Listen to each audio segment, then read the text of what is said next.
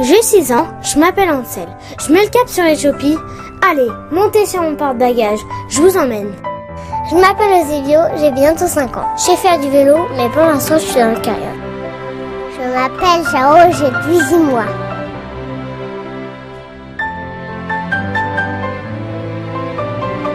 Rappelez-vous, nous avions quitté Paris en mai 2013. 30 km plus loin, une factrice nous interpellait déjà. N'allez pas par là. Avec ces 7 virages de la mort, cette route est accidentogène.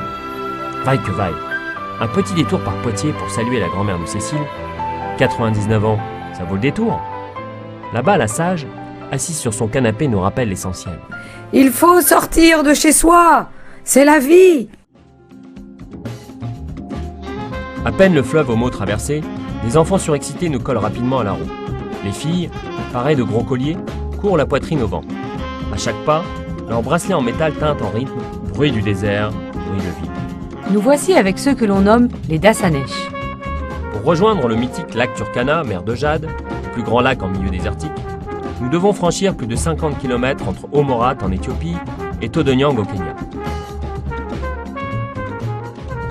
Aucun chemin tracé, aucun panneau planté, la frontière invisible est en plein désert. Tels des explorateurs, nous progressons à la manière d'un bateau ou d'un avion, avec pour seul guide le soleil. Visible de loin, le fleuve orné d'une bande végétale est notre second repère. Nous avançons, aidés par d'autres enfants d'autres villages, qui poussent la carriole. Peu à peu, le sable se ramollit.